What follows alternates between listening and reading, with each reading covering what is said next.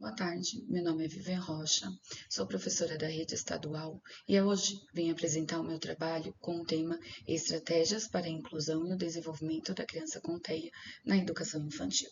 Esse trabalho foi orientado pela professora Ana Cristina Guedes e nasce da minha vivência e inquietação como docente na rede estadual e municipal e dos desafios das possibilidades da inclusão.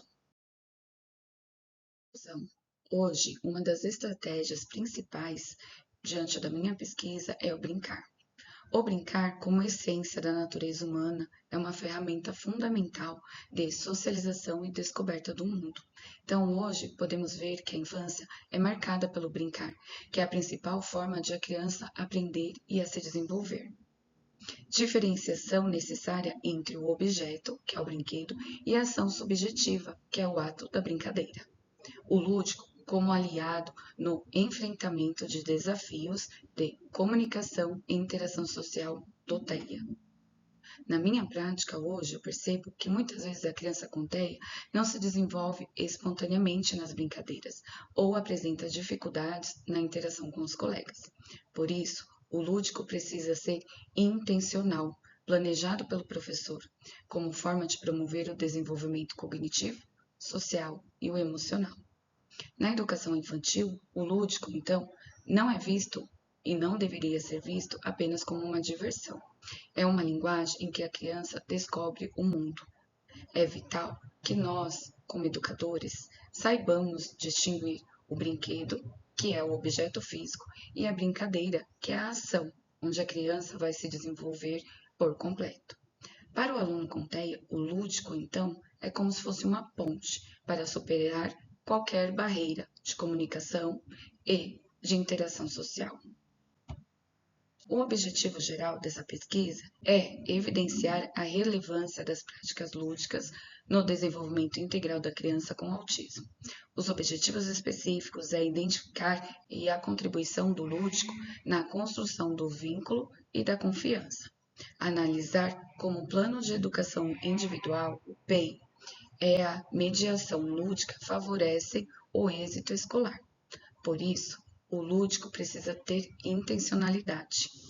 Na educação infantil, na prática, buscamos compreender como o brincar vem ajudando na construção de vínculos, na interação social e como o PEI, que é o Plano de Desenvolvimento Individual, pode organizar melhor o trabalho pedagógico. E evidenciar as práticas lúdicas são fundamentais para o desenvolvimento integral da criança com autismo. Especificamente, busquei analisar como essas atividades constroem vínculos de confiança com um plano individualizado, atuando e mediando para garantir que esses alunos não apenas estejam na escola, mas que sim estejam incluídos e inseridos no currículo com êxito. Problemas da pesquisa. Como as práticas lúdicas contribuem para o desenvolvimento da criança com TEA? E de que forma esse PEI favorece a inclusão e a permanência escolar? O distanciamento entre teoria e prática, barreiras na comunicação e interação social, a rigidez no currículo, a patologia do aluno. O problema que norteia esse estudo é a necessidade de superar modelos meramente integrativos. Muitas vezes a criança com TEA está presente fisicamente, mas excluída das interações. Então acaba ficando no canto, não interage com as outras crianças, não interage na aula. Este é o desafio que nós professores enfrentamos. O desafio é como transformar então esse currículo em um precursor de experiências acessíveis, removendo o peso dessa patologia e focar apenas no potencial dessa criança. Essas questões refletem desafios reais que vivenciamos no cotidiano escolar. Diante dessa realidade, surgiu a seguinte problemática: como as práticas lúdicas podem contribuir para o desenvolvimento da criança com TEA? E de que forma o Plano Nacional Individual favorece a sua inclusão e permanência na escola? Foi aí que surgiu o eixo norteador dessa pesquisa. Por que tantas crianças com TEA ficam excluídas no canto e o professor muitas vezes tem recursos para trabalhar? Então, com muita pesquisa, pude verificar que a brincadeira e o brincar, o lúdico, atrai todas as crianças. Metodologia. A pesquisa é de natureza qualitativa e bibliográfica. baseada em autores e documentos oficiais. Então, foquei em autores que discutem a aplicação de práticas do PEI e de metodologias inclusivas. Essa escolha permitiu relacionar a teoria em situações reais da prática docente, onde vivo e que muito faz parte da vivência de outros professores, trazendo reflexões aplicáveis ao cotidiano escolar. Metodologia de intervenção. O que o artigo defende? Método TIAS, focado na organização do ambiente. Análise do comportamento aplicado, o ABA. Design ou desenho universal da aprendizagem, o DUA. Inclusão reversa. Tecnologia assistiva. Nessa etapa, os resultados mostram algo muito importante e poderoso. O lúdico não é apenas uma estratégia pedagógica, ele é um elo de humanização. Identifiquei que quando trazemos a brincadeira para o centro, promovemos a inclusão reversa. Isso acontece quando o aluno neurotípico entra no universo do colega com TEA, através de jogos, transformando a diferença uma linguagem comum e universal. Tradicionalmente, a inclusão foca em como inserir a criança com TEA na sala regular. A inclusão reversa faz o caminho oposto. Ela convida pequenos grupos de criança neurotípica sem deficiência para participar da atividade dentro do ambiente do AEE, que é o atendimento educacional especializado, ou em dinâmicas planejadas onde o protagonista é a criança com TEA. Outro ponto fundamental foi o impacto da tecnologia assistiva. No autismo, muitas vezes a criança tem um desejo de interagir, mas não possuem ferramentas como a placa de comunicação ou a prancha de comunicação, as rotinas para saber o que vem antes de cada atividade, e isso diminui a sua ansiedade. Tudo isso ganha força na sala de recurso ou no AE, e lá que o professor especializado tem o tempo e o olhar sensível para identificar as preferências lúdicas do aluno e construir o suporte que ele levará para a sala de aula regular. Por fim, os resultados reforçam que o plano educacional individual só funciona se for humanizado. Ele não pode ser apenas uma lista de metas frias. Ele precisa ser uma bússola, um caminho com ordem e regras que reconhece que antes dele ter um diagnóstico, existe uma criança que precisa do vínculo, do afeto e de um lugar no mundo escolar. Também podemos usar as interações em pares. Essa estratégia utiliza a mediação em pares, onde as crianças neurotípicas, devidamente orientadas, servem como modelos de comportamento social e comunicação, ampliando o repertório do aluno com TEA. Devemos também combater estigmas, mostrando aos outros alunos que os colegas com TEA têm habilidades, desenvolvendo então a empatia, a adaptação, a sua própria comunicação, para serem entendidos pelos colegas, criando uma cultura de acessibilidade desde cedo. Com o uso da tecnologia assistiva, podemos usar diversos recursos que promovem autonomia e participação do aluno, que o plano educacional individualizado prevê não apenas o desenvolvimento acadêmico, mas o desenvolvimento social, real e prático, junto com a tecnologia assistiva. Resultados. O lúdico como linguagem universal que nivela diferenças, inclusão reversa. O PEI como uma bússola estratégica, não apenas burocrática, focada em metas de interação e permanência. Efetividade de ambientes estruturados para reduzir a ansiedade, favorecendo a comunicação, estimulando a interação social, desenvolver a autonomia.